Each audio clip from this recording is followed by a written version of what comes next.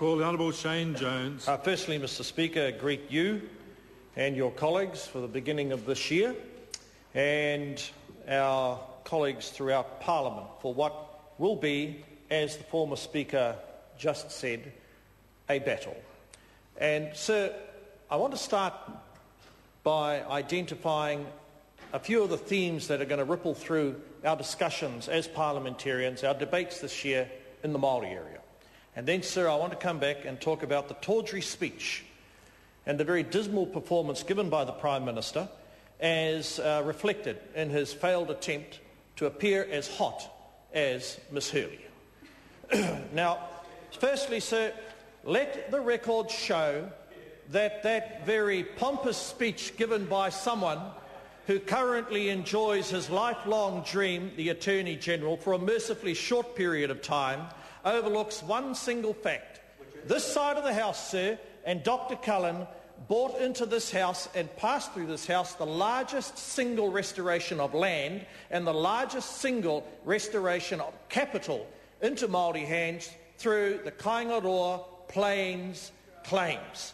Multiple iwis. Now, sir, he may be able to say, boasting to his legal friends, endeavouring to curry favour as our friends from the Māori Party slowly implode, that he's got lots of little hapus and iwis. And I mean not to deprecate any of them, sir, because they all know this year the votes that they directed in that direction over there, sir, have dashed their hopes and expectations. So let's the record show it's all very well to identify the large number of iwis, but deal with the facts. Because, sir, those iwis all know that this year's debate is about a split society. Our leader said it, sir. Now, I'm not talking about Rodney Hyde's rubbish, etc., about Pākehā and Māori.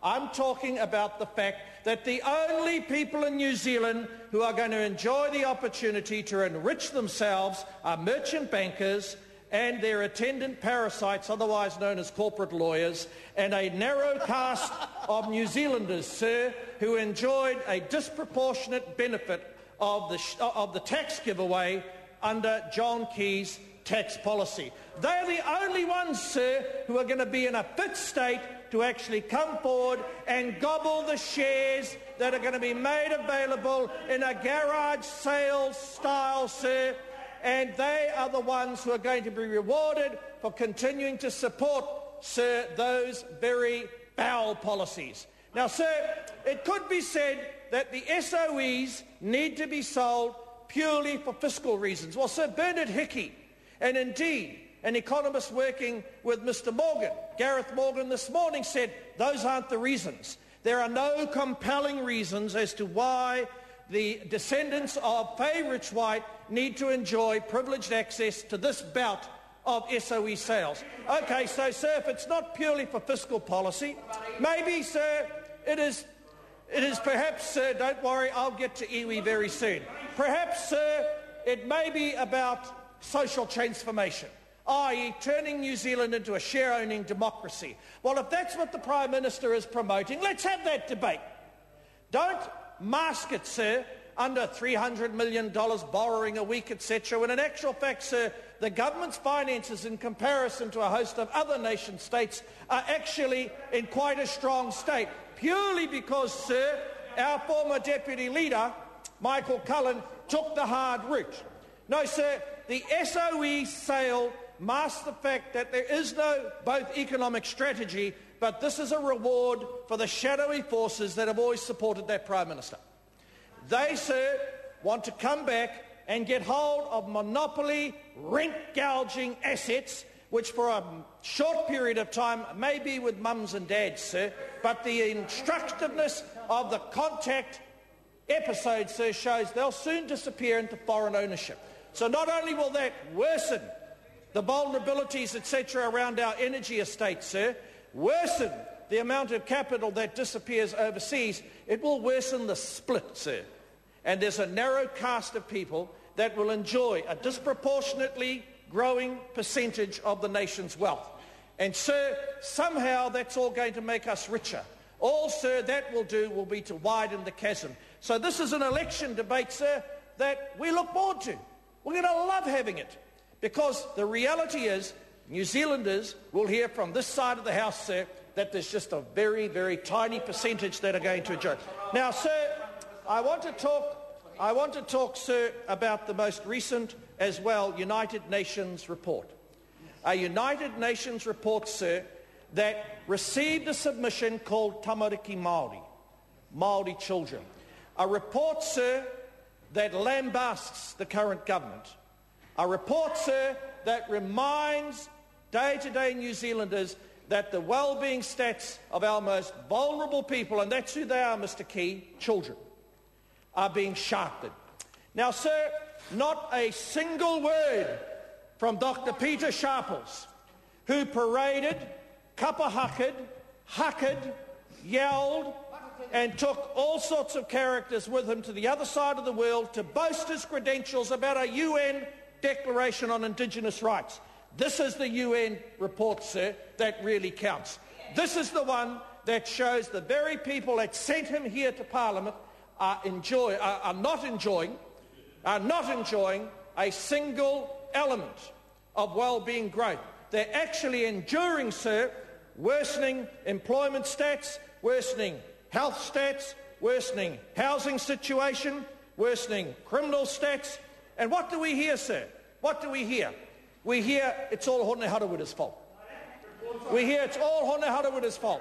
There's not a single, sir, reason why that person should celebrate his association with the UN when this report shows under their stewardship things have got significantly worse, sir. So now, sir, I have to continue with this theme of split.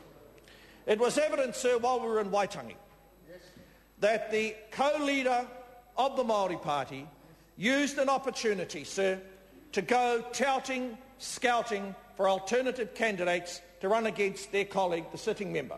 Now, sir, they were suspended. He was suspended, but before the suspension notice, sir, actually hit the media, Parliamentary Services were told, find a new office for this guy. That's evidence, sir, of the duplicity.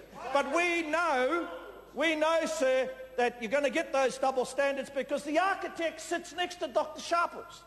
The person who, whilst she was in association with us, found every single reason as to why she was the victim. Hello?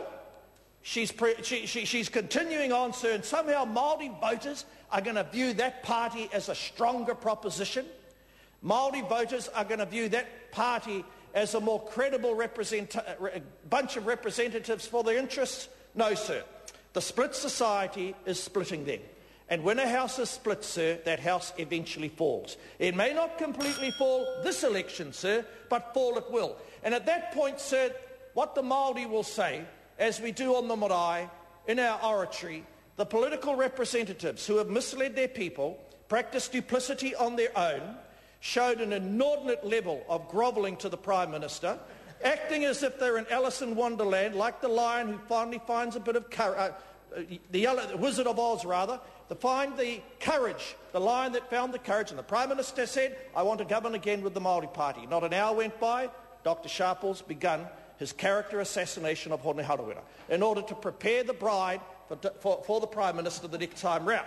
So what the Māori voters, sir, will say, as we say on the marae, is they will go to Hawaii Nui, Hawaii Roa, Hawaii Pāmamao. And what mainstream voters, sir, will say to the Prime Minister, who is worsening the splits, hocking off the assets, oblivious to the wrongdoing of his ministers in terms of their policies to the average whānau, and actually increasing misery, they will say to him, sir, as the Māoris go to political Hawaii Nui, he will go to Hawaii Nui, Hawaii Roa, Hawaii Pāmamao, and to his apartment, and he can enjoy a pampered life over there because New Zealanders want to see the rear end of this Prime Minister. Kia ora tātou.